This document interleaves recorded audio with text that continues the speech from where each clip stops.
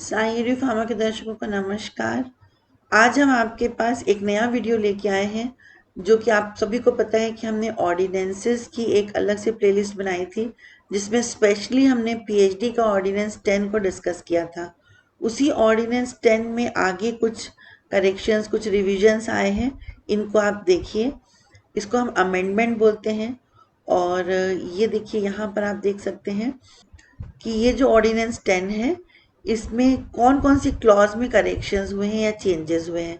तो clause number 13A, 15, 16A, फिर 16B और 8.3, ये क्लॉज है जिसमें कि करेक्शंस आपको देखने को मिलेंगे, चेंजेस आपको देखने को मिलेंगे। तो आइए हम देखते हैं। तो सबसे पहले हम बात करते हैं 13A की। तो ये 13A जो है, ये बताता है हमको, ये है ड्यूरेशन ऑफ पीएचडी वर्क। तो जैसा कि हम सभी को पता है कि दो कैटेगरी के कैंडिडेट्स होते हैं, फुल टाइम कैंडिडेट और पार्ट टाइम कैंडिडेट। और इसी में थोड़ा सा चेंज ये हुआ है कि यहाँ पर अगर आप देखते हैं, तो पहले ये लिखा हुआ था कि आप 36 मंथ से पहले सबमिट नहीं कर पाएंगे अपनी थीसिस, इसमें इंक्लूडिंग कोर्स वर्क था। और साथ ही साथ लिखा हुआ था not later than 6 calendar years from the date of admission. ये था फुल टाइम कैंडिडेट के लिए। सिमिलरली पार्ट टाइम कैंडिडेट के लिए था 48 मंथ्स, जिसमें कि कोर्स वर्क को इंक्लूड किया हुआ था। और मैक्सिमम था 7 calendar years from the date of admission. अब इसमें क्या डिफरेंस है? तो अभी वाले में वो ये कह रहा है कि 36 मंथ्स तो है ही, इसमें कोई चेंज नहीं है। 6 कैलेंडर ईयर्स वाला भी पॉइंट सेम है।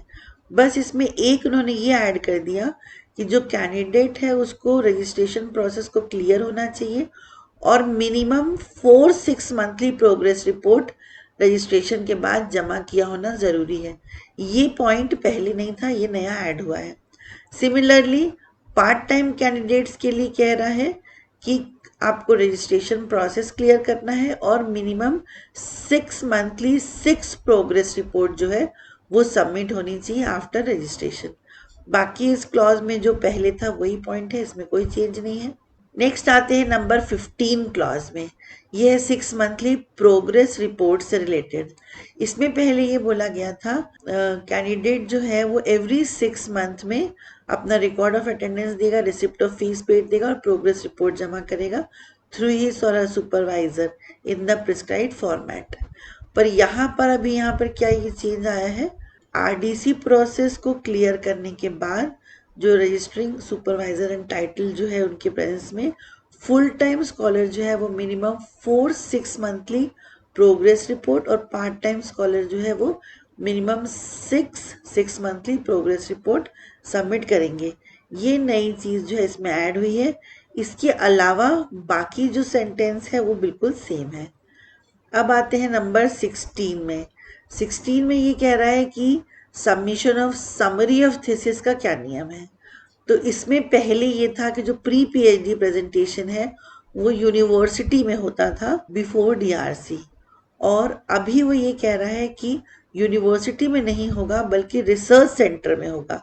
और किसके सामने? डीआरसी के सामने। और साथ ही एक एक्सटर्नल सब्जेक्ट एक्सपर्ट जो है वो जो ऑनरेबल वाइस चांसलर यूनिवर्सिटी के वो नॉमिनेट करेंगे और उनकी प्रेजेंस में प्री पीएचडी प्रेजेंटेशन होगा।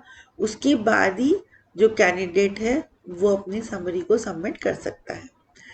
अब आते हैं 16B में। यहाँ थोड़े से चेंजेस हैं रिसर्च पेपर से रिलेटेड। हम सब जानते हैं कि मिनिमम 2 रिसर्च पेपर्स पब्लिश होना ज़रूरी है।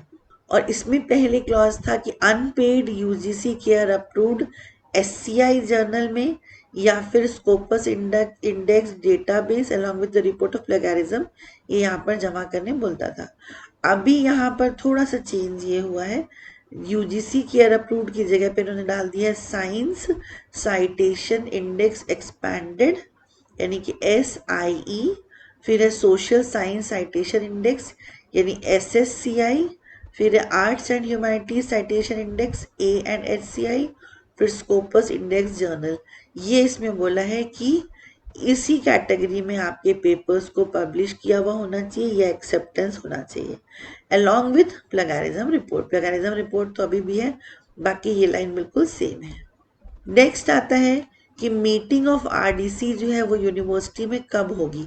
तो पहले ये था कि एक साल में 2 बार होगी, ट्वाइस इन एकेडमिक ईयर। उसको अभी चेंज करके इन्होंने क्वार्टरली कर दिया है, मतलब 4 बार एकेडमिक ईयर में आरडीसी जो है वो हेल्ड होगी।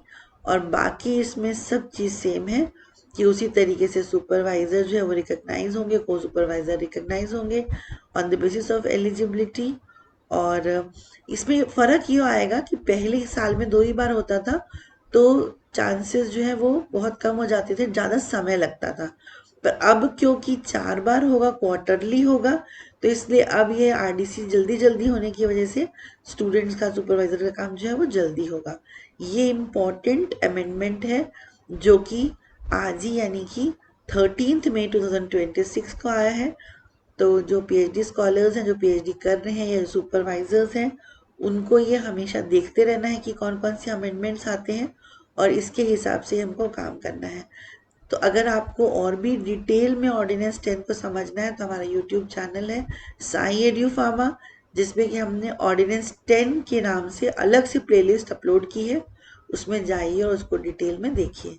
Thank you so much. Stay connected with Sai edu pharma.